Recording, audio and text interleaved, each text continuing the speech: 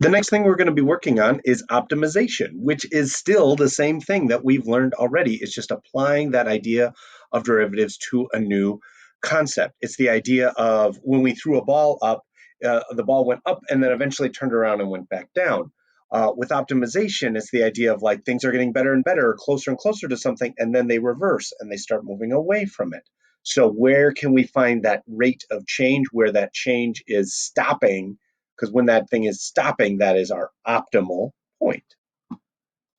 So these are kind of the general ideas of what you're trying to do with these problems, is trying to figure out, okay, what are we even looking for? What quantities do we have? What are we trying to find?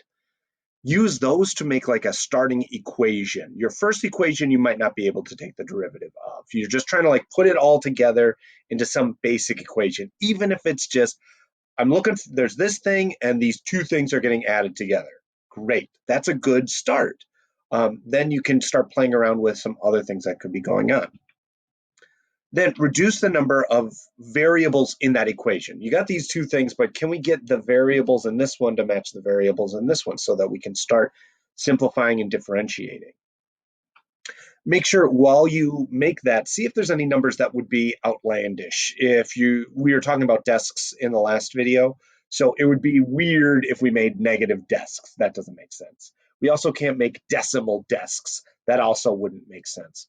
So there's certain limitations that we want to put on this function that are kind of like contextual parts, not necessarily mathematical parts. And then finally, determine the desired maximum or minimum by calculus technique. So we're going to find the derivative and use that to figure out where things are going well for us.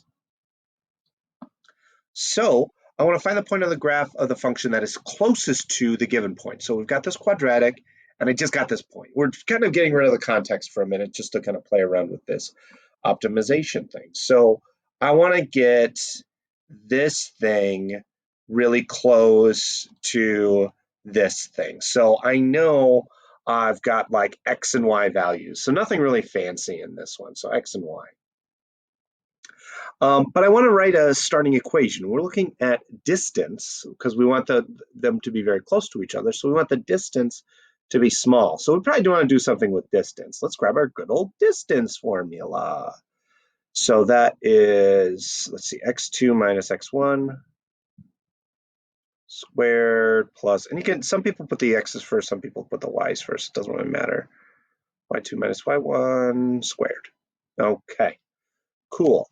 So I've got that. Now, is there a way that I could simplify this thing down a little bit? Well, yeah. I know this. I know that point. So I got one of the points. Let's put that point in. So my distance is going to be the square root. And I'm going to use that as the second point. I'm sorry, the first point. So I'm going to put in that 2 minus n squared, and then y2 minus, and then we've got 1/2 and squared. Okay, great.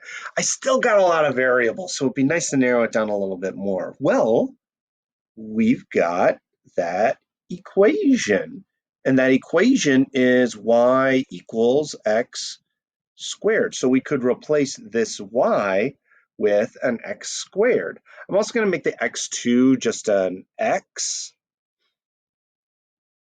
just for simplicity's sake, because we're just talking about the same x now. Cool. All right, so this equals the square root minus, we'll keep the colors, squared plus that minus 1/2 squared. Okay, now we could, right now we're ready, we could take the derivative, but I want to try to clean this thing up a little bit. I kind of want to like put all those things in there together because right now I'm going to have to do chain rule inside of a chain rule, and if there's a way that I could kind of like clean this thing up a little bit, why not? So I'm gonna put all of that stuff together so I can eliminate maybe one case of chain rule. I'm still gonna need to do it, but let's clean this up. Just going to make my derivative easier. If you want to, take the derivative right now. I don't care. I'm not your supervisor. So I'm going to FOIL this. X squared minus 4x plus 4 plus, and then I'm going to square the other one, which is x squared minus just an x. Yeah, just an x minus a quarter. Oh, minus an x squared, my bad. And then this should be a fourth. Just so used to doing quadratics. Okay. So now distance equals the square root of, let's see what we can put together. We've got this x to the fourth, so I'll put that first. I've got these two x squareds, they zero out. So those are just kind of gone. Then we've got a minus 4x. And then we've got 4 plus, or is it minus? It's minus a half, minus a quarter. Oh gosh, that's wrong. This should be minus a quarter. So 4 minus a quarter, so that's 3 and a quarter. That's 15 fourths. So 15 fourths. Sorry, that's a really gross 15. Okay, now we're ready. Now I'm not going to have to do chain rule inside of that thing. So now we're ready to take the, I'm not going to have to do a chain rule in a chain rule. I can just do one chain rule. So d prime is going to be 1/2. All that stuff, and it's going to be in the denominator of a fraction. So let's just put it right there. I've done enough steps for this one, so let's eliminate one.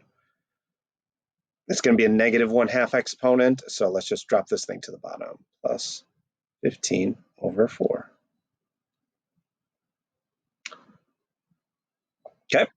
And then we want to do the derivative of the inside, so that is going to be 4x cubed minus 4. Okay. So we want to figure out, when did this thing get close? So it was approaching the point, and then at some point it leaves the point. So we want to figure out when it turns around. So when its turnaround point, that's when the derivative is going to be equal to 0. So we want to figure out when that monstrosity is going to equal 0. So when does this equal 0? Well, all that stuff in the denominator, like there's no way we can get any of those variables to be 0. In fact, if we multiplied both sides by that denominator to get it out, it's just going to get eaten by the 0. So this thing simplifies really fast when you're solving to 4x cubed minus 4 equals 0. Because if you multiply both sides by this denominator, you get 0 on the right-hand side. Because 0 times that big crazy denominator, even though it's big and crazy, is just 0. Mel's over there staring at me. So this is easy to solve. We bring the 4 over, so we get x cubed equals 1. And so x equals 1. We don't get a plus or minus with cubed roots. So then we got to figure out where that point is on f of x. So then this is going to be taken over to f of 1 is going to be 1 squared, which is also 1.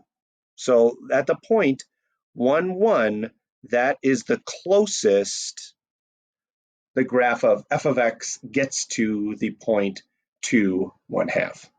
Oof. And we know that because the derivative is changing at that point. It has a speed towards the point, and then has a speed that moves away from the point.